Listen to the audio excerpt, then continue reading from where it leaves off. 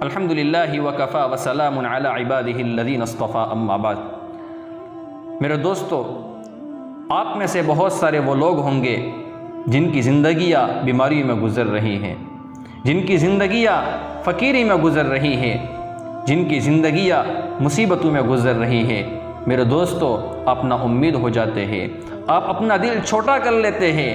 آپ کو اپنا دل چھوٹا کرنے کی ضرورت نہیں ہے۔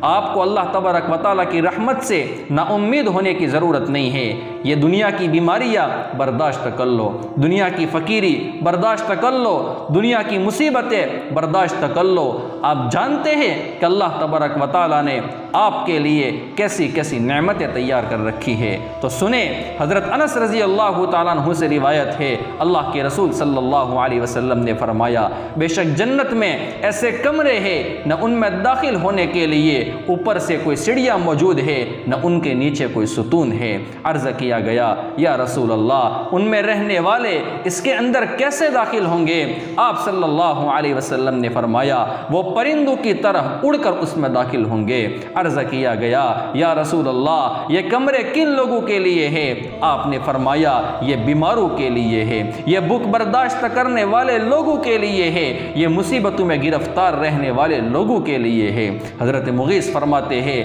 بے شک جنت میں سونے، چاندی، یاقوت اور زبرجد کے ایسے محلات موجود ہیں کہ ان کی مٹی مشک کی ہے اور زعفران کی ہے۔